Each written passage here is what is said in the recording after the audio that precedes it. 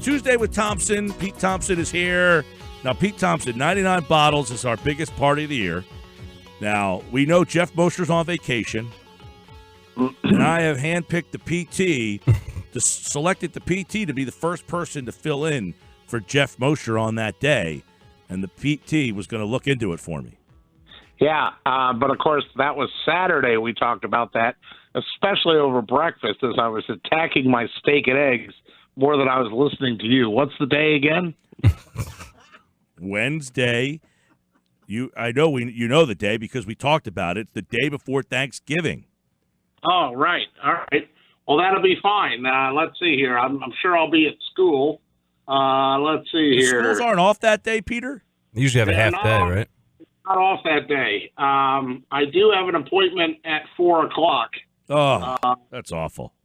Yeah, it's a doctor's appointment, but the day before Thanksgiving, and someone allows you to schedule an appointment. Yeah, I don't know about that, PT. Yeah, it sounds a little flimsy. Or a half day that day, so maybe that helps. I don't know. Yeah. You know. All right. Well, I'll do a little digging and see if I can reconfigure the MD for you. Your guy Jeremy Weatherby asked if you'd be there. The MG. Your guy Jeremy Weatherby asked if you'd be there. Oh, well, if Jeremy's going to be there, I mean, come on. Now, Jeremy literally sent me, this is Jeremy from Delaware, literally sent me a text today. I'm really sorry I can't listen to your segment. I'm going to be in a parent-teacher conference with my kid. Yeah, I met Jeremy. He's the best. I met Jeremy at Tollman Joe's for the Countdown to Kickoff show, and he won tickets to the Eagles-Patriots game. Oh, well, then Jeremy's going to fall off his stool that he's not listening to this tonight because he's at the parent-teacher conference, so hopefully somebody else is listening that knows Jeremy because PT is also going to the Eagles-Patriots game. Just found that out yesterday morning. Wow, breaking news. This week, PT, you'll be there. I will be there, yes. Now, your initial feeling on the game is you got both teams off the bye. Now, Jeff Mosher told us earlier the last time the Patriots lost 2 games in a row was last year. They happened twice. They lost 2 times twice in a row last year. Yeah, of course, my initial feeling is hesitation and skepticism. I mean, they both have the bye week, the extra week to prepare, but one of the guys is like literally the next coming of Lombardi, and one of the guys had a really good year and won a Super Bowl. Right? I mean, like, come on now. If you're matching Belichick and Peterson, that isn't a fair fight. Advantage, Belichick. So, just on preparation alone, the fact that, again, another future Hall of Famer is playing under center for the Patriots, that concerns me a little bit. But, I really do feel like the Eagles kind of maybe have discovered something with a little of this ground and pound. And, boy, I sure would love to see them do it because you all know that what's his name? Jordan Matthews isn't coming in to save the world. Hey, you bite your tongue. Yes, he is. No, he isn't. He's coming in to make Carson Wentz's Bible study a little happier place, and then a happy Carson is a good Carson. So there you go. Can imagine if he did, though. So the Patriots, the Patriots this year, PT. I was about to say they're having a down year. They're 8-1. My point is their schedule is continuously being brought up as, well, they haven't played anyone. Now, I know it's Belichick and Brady. It's trouble anytime those two are involved. But do you think they're a little bit less than previous years? Yeah, maybe because they don't have Gronk, quite frankly. I mean, that's really the one minus that I see out of at least their attack. But, I mean, they picked up Sanu to try and give Brady another offensive weapon. They're out there. They're still the gosh darn Patriots, and I hate to say it, I mean, but there's certainly, Buffalo is an improved team, right? Buffalo's an improved team, and they gave them a scare, 16-10. That's all the Patriots won that game by was 6 points, right? And of course, they're coming off the loss to the Ravens. They're not going to lose 2 in a row. You think, are they the same Patriots? No, but they're still the same Patriots in the sense that I've heard this before. Doubt them. Go ahead and doubt them. All that does is fire them up there and get them to play their best game. Yeah, by the way, last year they lost back-to-back games twice against Jacksonville and then Detroit. And then later on in the year they lost at Miami. And then the next week they lost at Pittsburgh. So when you heard how did that season end up? Well, they won the Super Bowl, but the point is, if you think that the Eagles are going to lose the game, that lazy narrative of, well, the Patriots lost, so now they're going to be ticked off, and they don't want to lose 2 games in a row. They've lost 2 games in a row twice last year. That wasn't my narrative, sir. I'm not saying you, Peter. I'm saying there's people out there. Belichick with 2 weeks is better than Peterson with 2 weeks. How'd that go the last time they played with 2 weeks? The Patriots or the Eagles? Both. They played each other. They had 2 weeks to prepare for the Super Bowl. Who won that one? Yeah, I think it was the team in silver and green. All right. Well, they had 2 weeks. One team prepared. Are you going to sit there in your chair in Northfield and honestly tell me that Eagles team that played in Super Bowl 52 is comparable to the Eagles team that's going to be on the field at Lincoln Financial Field right now? I think it could be. I mean, it has. A lot of people thought this roster was better than that team. Yeah, in August. Well, the team that was in August, Pete Thompson, we haven't seen a whole heck of a lot. A lot of those guys have been on the shelf. Many of those guys are now playing. Well, they're a shell of themselves. Their way, but they're not. No way are they the team that was in Super Bowl 52. Neither are the Patriots, for that matter. But I'm sorry. You can call it lazy. You can call it whatever it is. I wasn't saying you, Pete Thompson. I'm saying there are people out there that solely think that the Eagles are in trouble based on this narrative that the Patriots lost last week, and therefore they're going to be mad and that you don't want to play them coming off of a loss. But we did the research on it. Mosher did. They lost twice last year, back-to-back weeks. So I'm sure that Detroit wasn't thrilled to have to play the Patriots after they lost to Jacksonville the week before. But guess what? They beat them. Yeah. No, I'm glad you did the research for it, because I'll tell you what, that is the easiest go-to Philly fan response is, well, they're going to be pissed off coming in. You know what? Look, it's a huge game, and, there's a reason it's a national game. There's a reason all the attention. By the way, Pete Thompson, don't you think the Eagles kind of look at us? They love the underdog.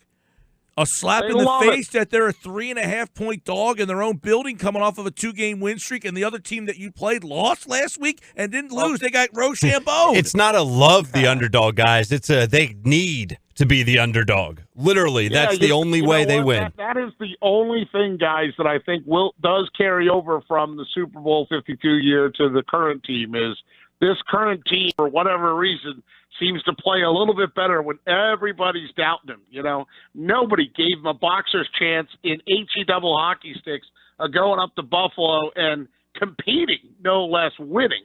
Everybody thought they were in trouble going to Buffalo. They didn't just win. They palindromed them, 31-13. That's the same number going backwards and forwards, Ryan, in case you're wondering what a palindrome is. So they just knocked the socks out of Buffalo when everybody doubted them. They didn't look as good against the Bears, but, boy, they're like, bring it on. Call us a dog. And you know what? They're going to say all the right things. They're going to be like, we don't look at the lines. We don't pay attention to that. They don't have to look at the lines. The reporters are going to come in each day and say, the line's at this, you're underdogs in your own house. They're going to hear it over and over again. So that's one of the things that always bugged me going in the Eagles locker room, where they say, oh, I don't listen to the radio. I don't read the newspaper. I don't pay attention to that stuff. The heck you don't, because even if you're trying to ignore it, guys like me and Reuben Frank and whoever's walking in there, Darren, whoever's in the locker room, Jamie Pody, whoever it is, we're asking the dumb questions right in your face. You're getting it whether you like it or not. Yeah, that's facts, PT. That's facts. And yes, I do know what that difficult word to pronounce means. But anyway, we talked a little bit earlier about Russell Wilson's performance last night. I want your thoughts on that game if you watched it.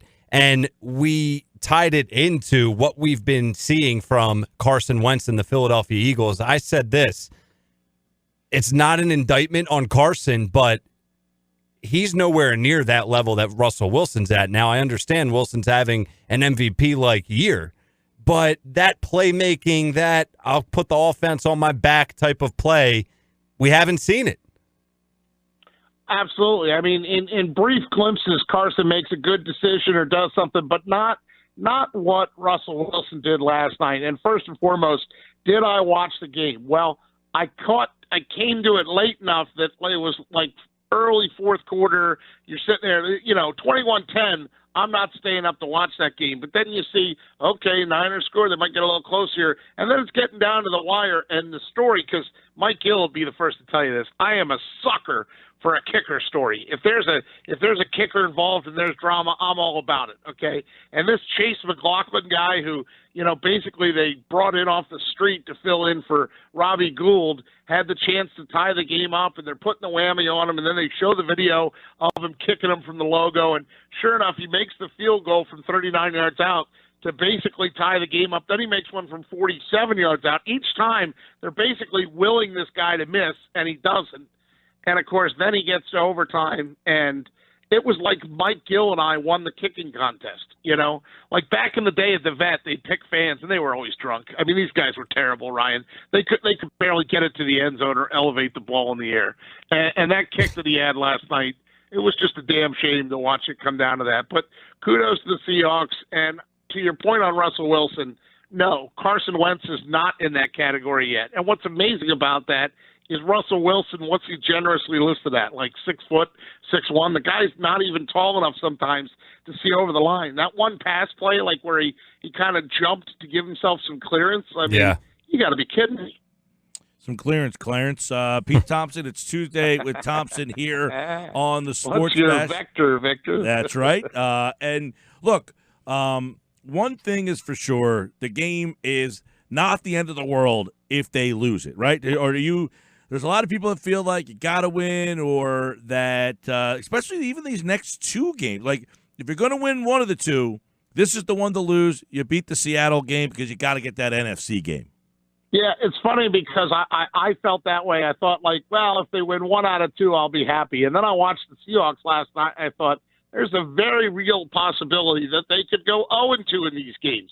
These two teams are the cream of the crop, man. And after you saw what Seattle did last night, they're not intimidated by anybody. They'll play anybody, anytime, anywhere. And if that's the case, who's to say Russell Wilson doesn't put on his cape and do a little superhero act in Lincoln Financial Field in a couple weeks?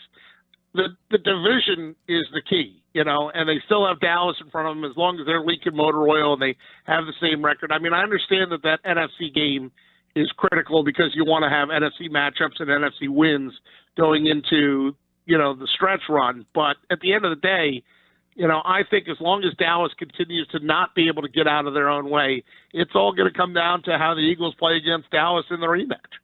All right, Tuesday with Thompson. We got Sixers tonight. They're taking on the Cavs. And, of course, you can hear that game on 97.3 ESPN.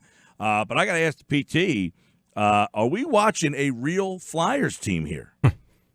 It's funny. Like when we talked last week, I wasn't ready to buy in, and I'm starting to buy in, especially since the fact that, first of all, these are not your father's Flyers, okay? They're not my Flyers either, because ever since the shootout was instituted, all of Philadelphia and the Delaware Valley, when it would get to a shootout, would go, well, they're going to lose. Well, they're going to lose. I mean, not only have they won in a shootout, they won back-to-back shootouts and did it with a young guy like Joel Farabee the other night. Back-to-back on the road against the top two teams in the Atlantic. Yeah, I mean, those teams are no joke. The Maple Leafs are legit. Boston is definitely absolutely legit. And, am I buying in? Absolutely, especially since Carter Hart, I heard Kevin Durso's Flyers minute earlier, and basically the Carter Hart in the beginning of the season is turned around, and now he's got a 992 save percentage in his last 5 starts or something like that. I mean, that's the thing is, as I scan back through the games, that big stinker of a 7-1 loss at Pittsburgh, that to me was the low point. And I don't know what changed. I don't know what they did. I don't know how they turned it around, but, youth is definitely served. And I know, Carter Hart's a young guy. Joel Farabee's a young guy. Oscar Lindblom has been contributing. And then the biggest thing is the guy leading them in points total is a guy that they gave a lot of money to. And usually in Flyers of the past, they've paid their star, and then the guy disappears, goes into the witness protection program. Well, Travis Konecny got his deal, and all he's doing is leading the team in goals, assists, and points. I mean, he's absolutely worth every penny they paid him. What about the depth of the Flyers, PT? Because I remember, when we used to do the show daily, the three of us, that is something that we talked about a lot with different guests, Flyers insiders, but the depth has always been a problem. JVR was brought here. He was hurt a lot last year. Talk about lines, not just 1, but lines 3 and 4, because it seems like they're able to score and keep up with anyone, at least so far. I mean, my biggest thing is that, no, you can't just have two lines. You absolutely need three. And so, their top line was the other night was JVR and Giroux and Farabee is as good as anybody's top line, especially they've moved sometimes, called Giroux. They try to move it on the wing, or they moved it back to center. Remember they had him on the wing. They moved him back into his natural center position. Even he wasn't sure, like, hey, I've been on the wing for a while. No, this is where they feel that he helps the best because James Van Riemsdyk, that's not his role. Farabee's so young, that's certainly not his role. So when you have Claude Giroux on the top line, Couturier, Konechny, and Lindblom on the second, those are two legit. Now, the third line is where the key is because you have to get some sort of offense out of that. Jacob Voracek, to me, still underperforming. Kevin Hayes is not a guy that's supposed to light up the net. But what Kevin Hayes does each and every week in each and every game is go out and hassle the other team. He makes havoc. That third line matches up. The fourth line gets the least a bit, But listen to the names that are on the Flyers' top 12 right now. A year ago, did anybody know who Carson Twarynski was? Did you have any idea who Tyler Pitlick was? Mikhail Vorobiev came up for a cup of coffee and went back down. But, when you're burying Michael Raffl on the fourth line left wing, when at times last year he was as high as the second line, that to me, Ryan, speaks to the depth that they simply have better players, including on the D too. Provorov is starting to course correct. Shane Gostisbehere is bad defensively, but that's not what you're paying the money for. Find a way to get it through. And then Niskanen's really been probably the biggest surprise on the defensive pairings because he's not a guy that was known to come in and be a shutdown D guy, and he's been outstanding. So I mean, he was in that trade, right? What's that? Who did he get traded for, Niskanen? Niskanen came from the Capitals, but I don't know if he got traded or if he was a free agent. Gudis, right. Gudis. Yeah. The guy who sticks out to me, number one, Konechny, obviously, but Lindblom has been, I think, outstanding. Yeah, very much so. And again, that's another young guy. The Flyers, I don't know if you saw the Flyers account today. I'm just going to call this picture up while I'm talking to you. I apologize. But it's a picture they tweeted out, and I saved it because you know me. It says, talent has no age. That was Alain Vigneault back in April. And they've got a picture of Twarynski, established 1997, or they've got a picture of Sanheim, 1996, Farabee, established 2000, Konechny, 1996, Hart, 1998. These guys are all young. And so that's the beauty of the Flyers team, in my opinion, is that they're younger, they're faster, they're buying into Vigneault's style. It's not just Alain Vigneault. What Michel Therrien's done on the power play, especially at home. When they're home, their power play is deadly. It's one of the tops in the league. So and you know what's funny too? Just little minor things that fans don't notice. But Vigneault was very adamant, went to the broadcasters and said, I don't want you to call it the first line and the second line, or I don't want you to call it the first power play unit and the second power play unit. Of course, they work for the team, so the broadcasters are like, oh, okay. So they just say, Claude Giroux's line is out, Couturier's line is out, instead of first and second. Those are little things that, Alain Vigneault has brought to the table to kind of mentally get these guys look, there is no one or two. Whoever's turn it is, it's your turn, and we all need to contribute. I like stuff like that. Yeah, well, I feel like a lot of times the average fan, and I put myself in there with hockey, doesn't really know too much about what impact the coach has. You know what I mean? Mm-hmm. Vigneault, you're making an argument that him being the coach is changing not only the complexion of their style but also their mentality. Right, very, very much so. I mean, and that a lot of that comes off of my impressions of him when they did the behind the glass thing to start the season on the NHL Network. He basically came in and challenged them and said, I'm going to hold you accountable. And you've seen that happen already. More than once, Mike Gill, he has come after a game and come out to the press and said, we need our veteran guys to score. We need Voracek to put the puck in the net. We need, he'll just call these guys on the carpet if they have a bad game. Now, what they've said behind the scenes is he tells them before he rips them. So whereas in the old days, a Mike Keenan or a current coach like a John Tortorella might rip a player just to the press, and then the guy doesn't even know until somebody texts him, he's on the way home and somebody texts him, boy, do you know what your coach said about you? No, that's the beauty of Vigneault. He'll tell him, you got to step it up. and I'm going to tell the press that, or you got to step it up, and you know it. And then when he walks out and says it to the media, it's not like he's taking a shot at the guy that's coming out of nowhere. He's already been ripped in the room. Now he's getting ripped outside the room. Well, that's a lot of ways that I think a lot of these guys should approach it, like Gabe Kapler, who never wanted to go out and really rip a guy, but you tell him ahead of time, look, I'm not happy with your game tonight. I'm going to go let the press know, but don't take it over. Don't take it overly personal. I'm telling you now. Yeah, I love right. that. That is a massive deal. It's such a small thing, but just communicating, just over communicating goes such a long way. It's Tuesday with Thompson. Pete Thompson here on the Sports Bash.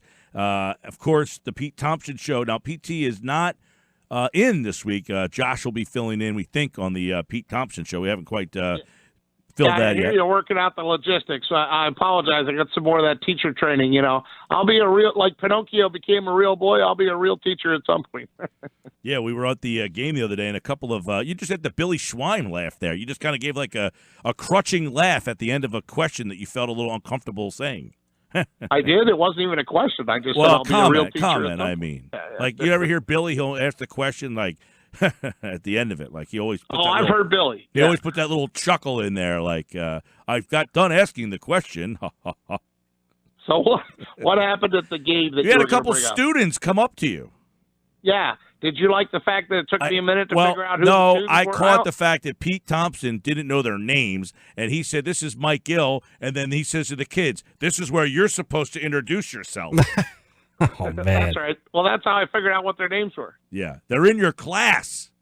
That's not right, PT. So you make them feel bad about themselves by covering up something you don't know. How would you feel as a parent if your teacher did not know your name? I got 146 kids. I'm still learning all their names. I mean, it's November. You don't understand. By June, he's got it. When they graduate. The PT doesn't want to do is say the wrong name. So I would rather vomit down my chest by making them say their names, although because they are teenagers, they didn't really fully understand the groove that I was laying down. I mean, we got there eventually, but, Yeah. Yeah. All right, man. Well, we hope to see you at 99 Bottles. All right. I'll put it in my phone. I'll work on changing that doctor's appointment for you. It is a half day at school, so if I can move the doctor's appointment up, I think when I scheduled it originally, I thought it was a full day, but if school's out by lunch.